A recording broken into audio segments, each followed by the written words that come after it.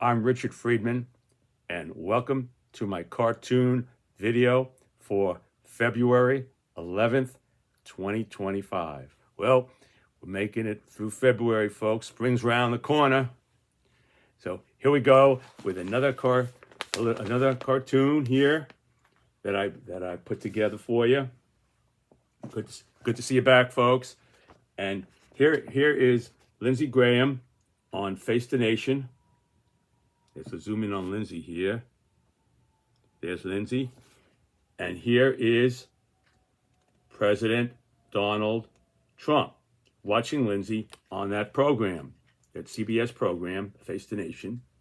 And here is the, if assuming that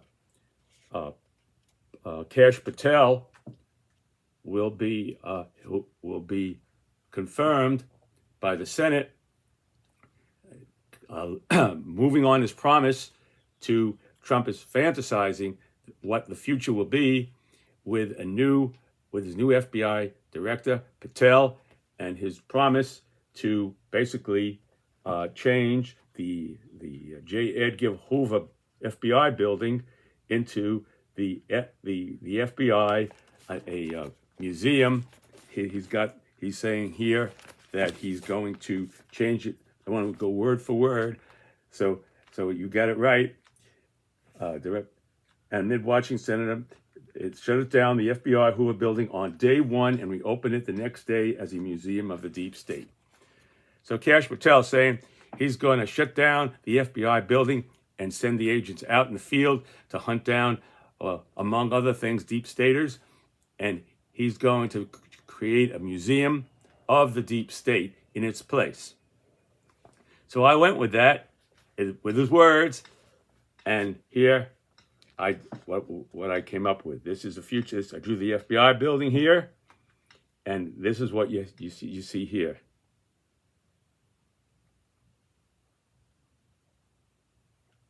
There it is. And I drew this statue. This would be like if you ever went to Arlington Cemetery, they have the tomb of the unknown soldier. Well, this will be the statue of the unknown deep stater. This is the statue of the unknown deep stater adjacent to the FBI Museum of the Deep State. So they made the museum, and this is the unknown, again, in the same spirit as the unknown soldier, tomb of the unknown soldier. In the same spirit, this is the statue of the unknown deep stater adjacent, right next to the Museum of the Deep State. There it is. Zoom in. There he is. There's a statue. There's the new FBI Museum of the Deep State, American flag flying high. There's President Trump watching Lindsey Graham. And here, going back to Lindsey Graham with on Face the Nation. There, that's it. That's the logo there. Face the Nation. Okay, now I'm going to read this to you to kind of get it as clear and concise as I can possibly get it. I always tell you, folks, I try to get to the both sides, fair and balanced and funny, a little funny and a lot balanced. So that's what I'm trying to do. Okay, so here we go with Donald Trump's, here we have it here. Let me give it to you real good. President Donald Trump's vision of the J. Edgar Hoover FBI building being changed to the Kash Patel FBI Museum of the Deep State by his nominee for FBI Director, potentially Director Patel, amid watching Republican Senator Lindsey Graham on CBS Face the Nation say he is ready to vote for Kash Patel. But here's Lindsey on saying that, and we're going to get to that in a moment. I want to finish the introduction here. Okay, given in December 2024, Patel claimed that the FBI is part of what he calls the, quote, deep state conspiracy against President Donald Trump and his allies. And now he would expand that to his administration as well. And Trump has said Patel played a vital role in uncovering the Russia hoax. Now, Trump accentuated the word Russia, like reminds me of it's a mad world. Remember that movie? Well, it's the Russia hoax, you know? And a little accentuation there on the Russia. Standing as a supporter, and he went on to say that Patel standing as a supporter of truth, accountability, and the Constitution. And recently Patel said, I'd shut down the FBI Hoover building on day one and reopen it the next day as the Museum of the Deep State. Okay, now here we got Lindsey Graham here. Here he is. Let's zoom in on Lindsey. And he's saying, I am ready to vote for Kash Patel because you will never ask me the role he played in exposing the Russia hoax. That was the darkest moment of the FBI since J. Edgar Hoover. So that's what your number one worry should not be Kash Patel. It should be about reporting the news fairly about Donald Trump, which you don't.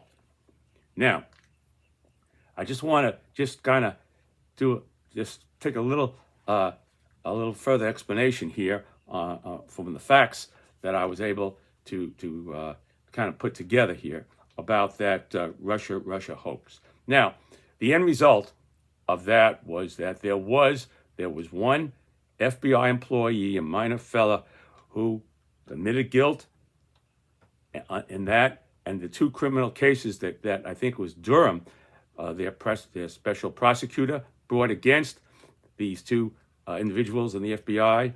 Two criminal cases were dropped. Now, on the other side of the coin is this.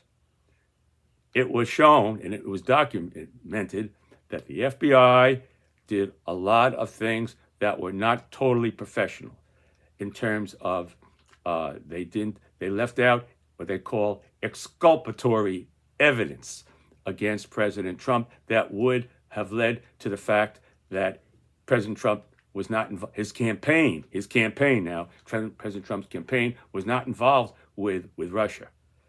And they had evidence to show that, and that's what as far as I could see, the FBI left out that it's called exculpatory, meaning it frees. It ex means to like exit means to take them out of these charges, and they did not bring that forward, and that was not in professional in terms of bringing all the evidence.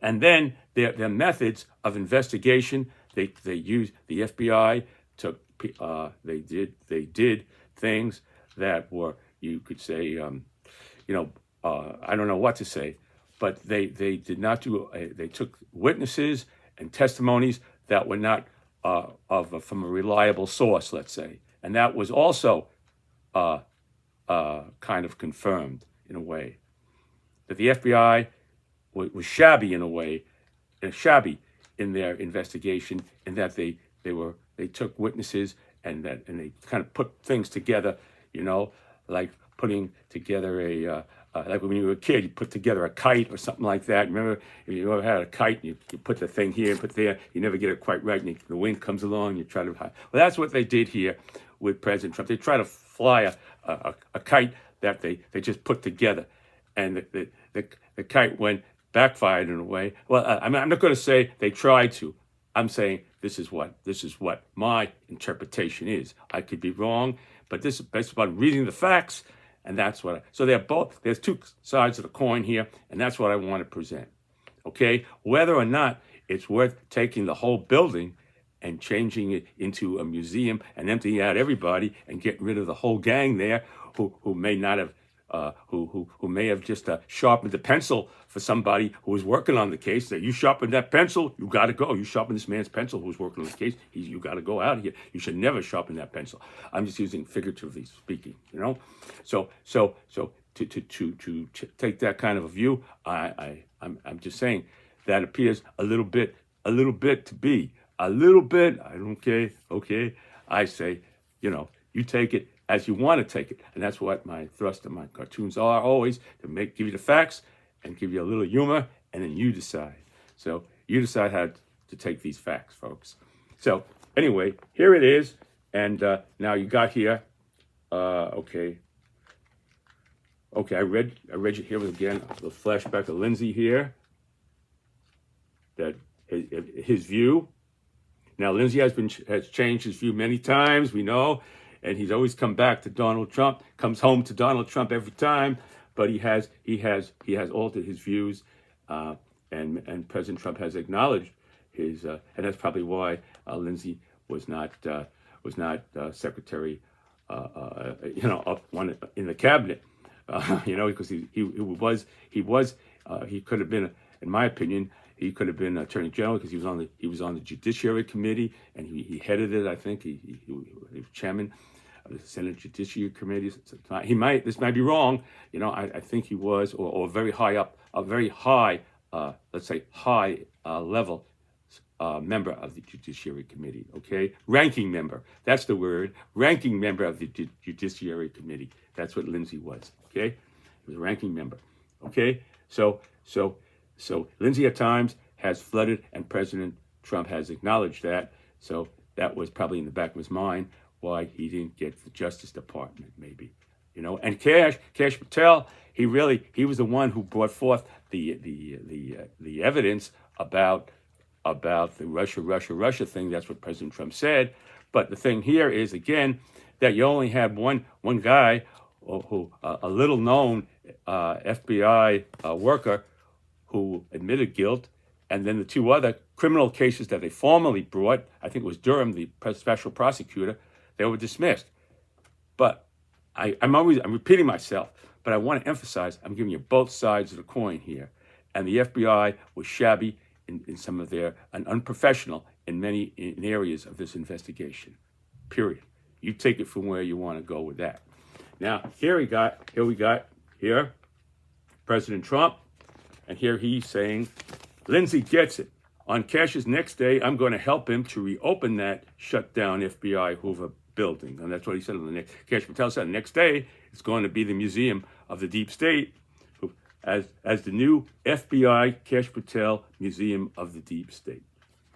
So here we have, folks, President Trump's vision of the Kash Patel Museum of the Deep State, established 2025. There it is. There it is. There it is, American flag flying high. There it is. That's the FBI building. J. Edgar Hoover ain't nowhere around. His name is off that building. We now have Kash Patel's Museum of the Deep State. And no FBI agents are around because they're too busy chasing down members of the Deep State, and also here and there a few possible terrorists. We got to keep looking at those terrorists. We got to keep going after them a little bit, just a little bit. But we got to focus here on the Deep State. That's the most. President Trump said it. That's the greatest threat to our country is their individuals organized, the Deep State. That's the greatest threat. President Trump said it in his own words. So we can't forget about the terrorists who are plotting and things like that. Things that could happen. We know well what could happen. So we can't let that go. But our focus has to be on getting all those people out of the building, and let those people who survived our investigation, let them go forth and find and prosecute members of the Deep State. Okay, that's just my take on it. And again, I say it to you, you decide. Okay. Now, that was President Trump. Now, I added on here this statue of the unknown Deepstater to the museum. Just like I said before, it was like the tomb of the unknown soldier at Arlington Cemetery. This is the statue of the unknown Deepstater. So let's zoom in on the statue of the unknown Deepstater here. There he is.